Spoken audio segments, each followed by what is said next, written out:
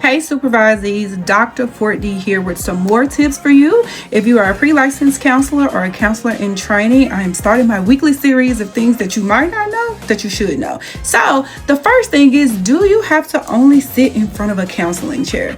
Listen, when I was in school, that's the only thing I could think about. I could also be a person who sits in front of people, who helps them navigate their challenges in life. And so that's what I knew I wanted to do. And that was the only thing that I thought was available for me to be. Did not know that there were other options out here for me to do as a counselor. So let's talk about a few things that you could do that are options for you that I didn't know anything about until I stumbled upon them. So here we go. So coming in strong at number one is being an entrepreneur. This means that you can own your own private practice. You can either own your own private practice, or you can partner with your colleagues, your friends, or anybody that you know is licensed, and you can become a group practice. Or you don't have to partner with them at all, and you can start your own group practice and recruit your own counselors and hire your own counselors to be a part of your organization. Now, I don't know about y'all, but when I was in school, which was a long time ago, don't let the look fool you. I'm not that young, but a long time ago, I didn't know much about business. I didn't have a course in my curriculum that taught me about private practice, the ins and outs of it, because you are literally going to be a business person. You are literally an entrepreneur, which means that you have to understand what comes out, what goes in. And oftentimes you also have to understand insurance. Now, there are companies, there are platforms that will credential you and get you prepared to take insurance if that's what you want to take. But I am just letting you know it is not for the faint of heart. But these are things to consider when you are going the entrepreneurial route. It is a great route. It has its pros and its cons, but it is an option for you to do as a counselor. Now let's move to number two.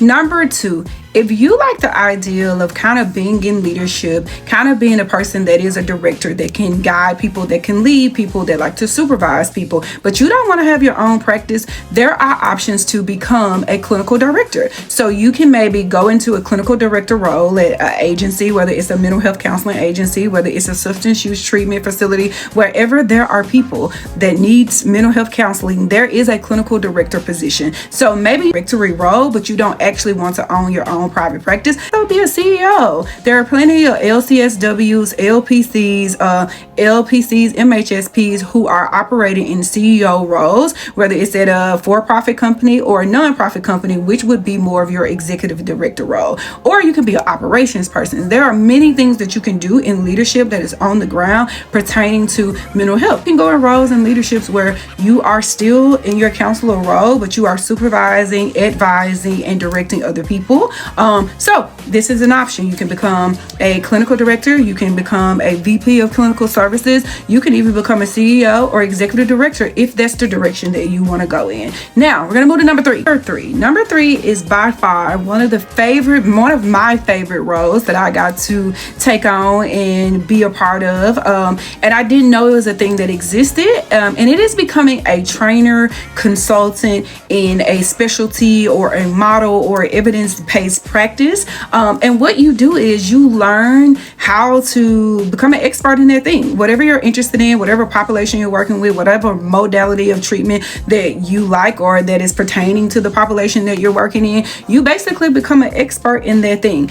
I was fortunately able enough to work at an organization that got me trained in that model. And so I was able to become an expert, and I was able to train people across the state in early psychosis, which is my thing, to train them in that evidence-based practice because I was trained by the people who did the original research in there. And so not all organizations or places you work will give you things you need to be experts in that. Now, if you want to become a trainer and consultant, I think it's very important to know if you're going to be training people on something, if you're going to be a consultant on something, make sure you know what you're talking about. I mean, I'm not talking about ChatGPT, no shade, but make sure you know what you're talking about. Make sure that you are adequately trained enough in that thing outside of your licensure to be able to provide consultation, training, and sometimes fidelity monitoring to people in whatever specialty that you're training them on. Now, we can't just go out here and say we know something and we don't know something. If you're going to be a trainer, a consultant, or a person who monitors fidelity, make sure you are an expert in that model, or you seek the training to become an expert in that model. When you are in consultant positions, or you are in technical assistance positions, or you are in these positions where you're helping organizations or other teams like navigate these things that you are specialized in, you are normally going to be trained from the original researchers or someone that's connected to them or have been connected to them in some way to certify you or to establish you as credible in training the thing that you want to train. So going to be a trainer, going to be a trainer, a consultant, a technical assistant advisor is a thing. To go and work in these national kind of learning collaboratives, they are like technical assistants, mental health technical assistants. And there are other few ones that you can work in that actually their job is just specifically to train people and help them in certain areas. Yeah, who knew that exists? So yes, that is an option. You can become a trainer, a consultant, whether it's on a national level, whether it's on the state level, whether it's on the local level, but just make sure you're connected to the source so that you are correctly trained to teach whatever model you're trying to teach. Number 4. Now, I think that this field that I'm going to explain in number 4 is better understood by social workers, because I feel like when you are in social work programs, they teach you this. And it is basically working in the mental health system at a macro level.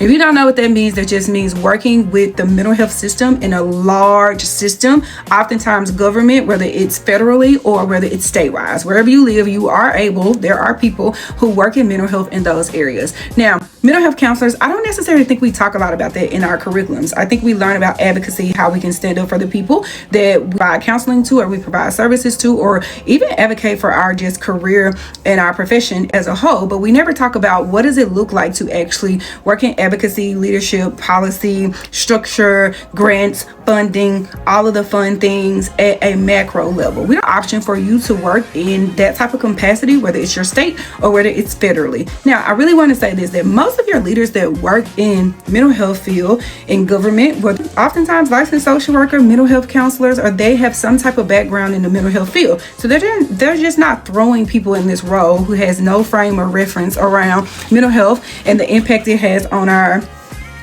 systems. So that is something you can do. If you enjoy systems work, that is an area that you can go into, and it is actually interesting. So that is another option for you. And I really want to say this. I always throw a little bit about me in here. I had no idea that I enjoyed working in large systems.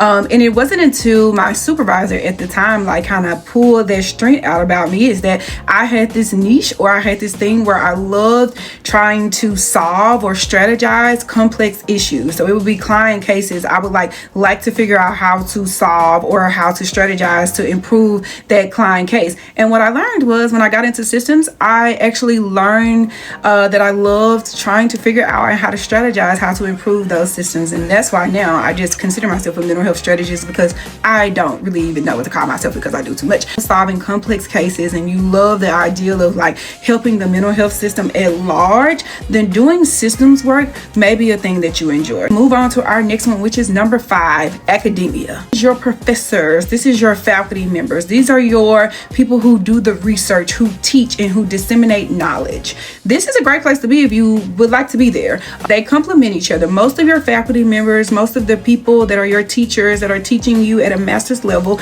also do research. They also have a research interest where they are exploring things in our field of how to make it better, whether it's how to make our field better, or whether it's how we can create these interventions or figure out the why of these phenomenons that happens with our clients. If that's what you're interested in, you can do that. Also, if you're interested in research, you also can become like a community interventionist, right? You can take the research that other people do and figure out how to create interventions that are effective for whatever community or population that you're interested in serving. Now, I didn't say this about the career before, but it is also a part of that career. So people underestimate how much research and statistics and science is a part of systems work.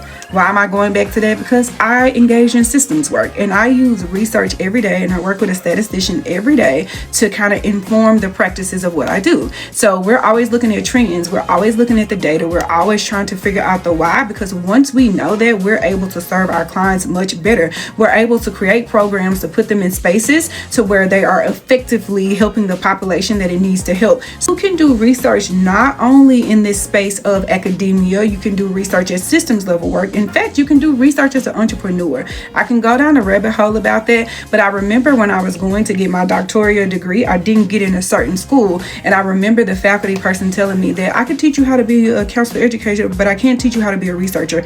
Needless to say, I did not get in that program. However, we are a doctor now, so it does not matter. And I, in fact, love research, and my dissertation was not that hard when it came to the research part, but it wasn't that hard because I kind of look at research in my daily life. So once I I learned how research is applicable, then the process was a lot easier for me. So all of these careers that I talked about, research can be a part of that, right? Whether it's using data to improve the outcomes of your clients, or whether it's using simple data to see if your programs that you're creating is effective, research can be used and weaved throughout all of the careers that I talked about. While it's a heavy focus of it in academia, it can be weaved into the other areas. So if academia is your way to go, that is a career that you can the last one, but it is not my least favorite one. It is actually currently my favorite one, probably the one that I love and I'm exploring now, and it is becoming your own personal brand. This is new for counseling, right? Either you could fall in one of those boxes,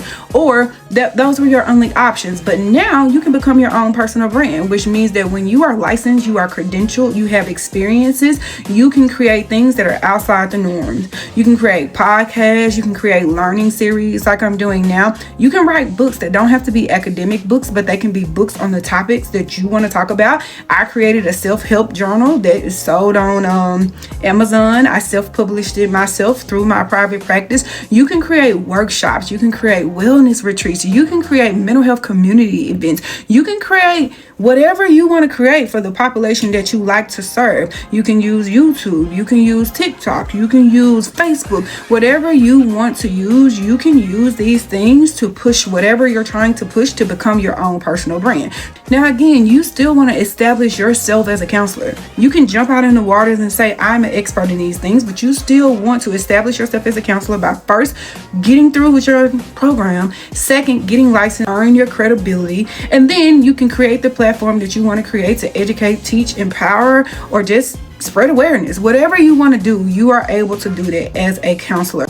So I hope you enjoyed these 6 different things that you can do as a mental health counselor. Now, by no means did I cover every position that you can do as a mental health counselor. There are tons of things that I probably don't know about that you can move into as a counselor. But this video was just to give you 6 quick things that you can think about when you're thinking about becoming a mental health counselor, when you're thinking about what can I do outside of just sitting in front of people to be a counselor. Now, again, my disclaimer is there's nothing wrong with direct care. I still provide direct care. However, if you want to expand your horizons, if you want to try other things, those are options that you can try. I also want to mention that you do not have to do these in silos. You don't have to just do one thing. I remember going to a conference and I was listening to this psychologist talk on a panel, and it was so many things that she was doing. And I spoke with her after the event because it sounded like myself. And I asked her, I was like, what do you call yourself and what do you do?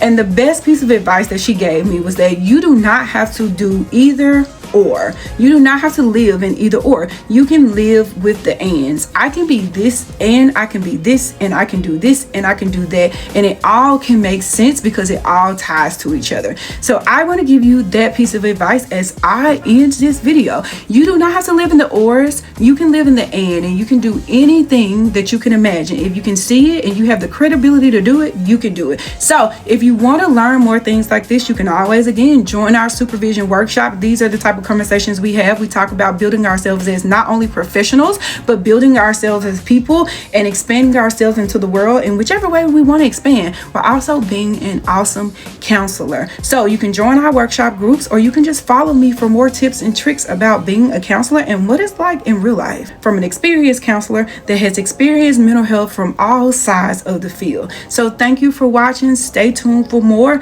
We'll see you next week for some more learning tips. Bye.